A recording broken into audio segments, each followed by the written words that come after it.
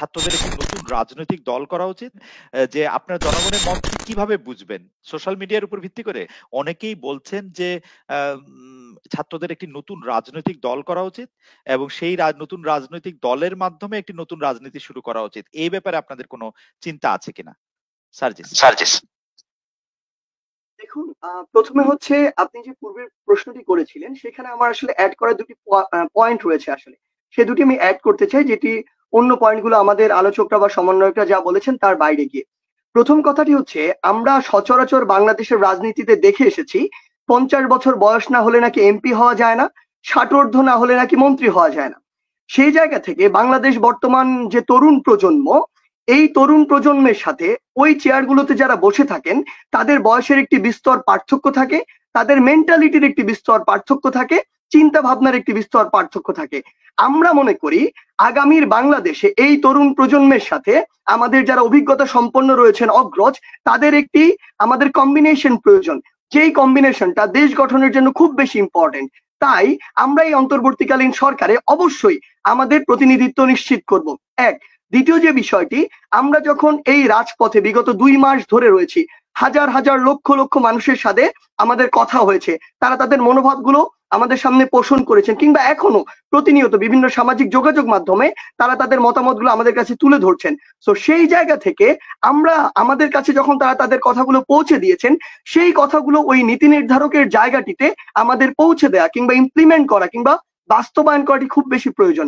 সেই জায়গা থেকে আমাদের প্রতিনিধিত্ব ওই জায়গায় খুব বেশি দরকার। এটি ছিল আমার দুটি যুক্ত করার মতো পয়েন্ট। এবার যদি আপনার প্রশ্নটিতে আসি, আপনি যে প্রশ্নটি করলেন সেই প্রশ্নটির উত্তরে যদি বলি, আসলে এই মুহূর্তে আমরা যখন একটি সোশ্যাল মিডিয়ায় সচেতনতামূলক একটি পোস্ট করি, আমরা যখন সহিংসতা বন্ধের জন্য একটা ভিডিও দেই, আমরা যখন কোনো একটি লেখা লিখি, দেখি যে অসংখ্য মানুষ, আপনি কমেন্টগুলোতে গেলেই দেখবেন লক্ষ লক্ষ মানুষের কথা হচ্ছে যে আমরা এই তরুণ প্রজন্মের হাত ধরে গণ অভ্যুত্থানের মাধ্যমে, স্বৈরাচারের সরকারের পতনের মাধ্যমে যে নতুন একটি স্বপ্ন দেখছি, নতুন একটি স্বাধীনতা পেয়েছি। আমরা চাই যে তরুণ প্রজন্মের হাত ধরে এটি এসেছে, সেই তরুণ প্রজন্মই আগামীর বাংলাদেশের প্রতিনিধিত্ব করুক। আমরা আমাদের এই আন্দোলনের, কোটা সংস্কার আন্দোলন থেকে স্বৈরাচার পতনের যে আন্দোলনের যে রাস্তা, এই আন্দোলনের প্রত্যেক দিনের কর্মসূচি নির্ধারণ করেছিলাম জনগণের চাওয়ার ভিত্তিতে।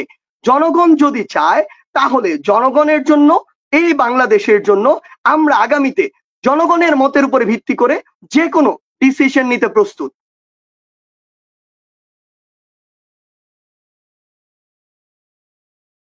আমরা একদম অনুষ্ঠান শেষ করে দিব। 30 সেকেন্ডে কি একটু বলা সম্ভব? মানে সার্জিস বা বাকের বা হাসনাত কে বলবেন যে আপনার জনগণের মত ঠিক কিভাবে বুঝবেন? সোশ্যাল মিডিয়ার উপর ভিত্তি করে? আমি যদি এখানে একটু বলি, সবাই একটু করে বলুক, আমি চাই আসলে আমার জায়গা থেকে মনে হয় সোশ্যাল মিডিয়া অবশ্য এখন একটি প্যারামিটার এটি জাজমেন্ট করার জন্য। পাশাপাশি আমরা বিশ্বাস করি যে আমাদের পুরো বাংলাদেশে যে সমন্বয়করা রয়েছেন, অনেকে আহত হয়েছেন, অনেকের পরিবারে অনেকে শহীদ হয়েছেন, আমরা বিশ্বাস করি অন্তত তাদের খোঁজ নেওয়ার জন্য হলেও আমাদের বাংলাদেশের প্রতিটি প্রান্তরে আসলে ছুটে যাওয়া উচিত।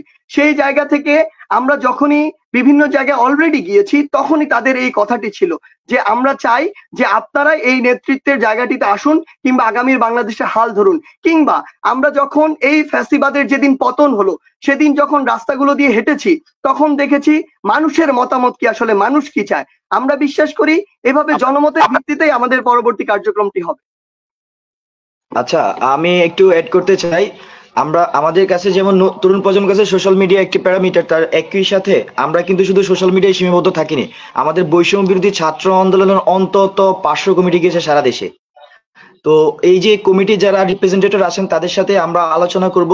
আমরা যদি তাদের থেকে একদম রুট লেভেল থেকে কি ধরনের মতামত, তাদের প্রত্যাশা কি সারা দেশের জনগণের, তার উপর ভিত্তি করে যদি এরকম কোনো পরিস্থিতি তৈরি হয় যে আসলে বাংলাদেশের মানুষ চিন্তা করছে যে তরুণ প্রজন্মই আগামী বাংলাদেশের প্রতিনিধিত্ব করুক, এবং আমরা যেভাবে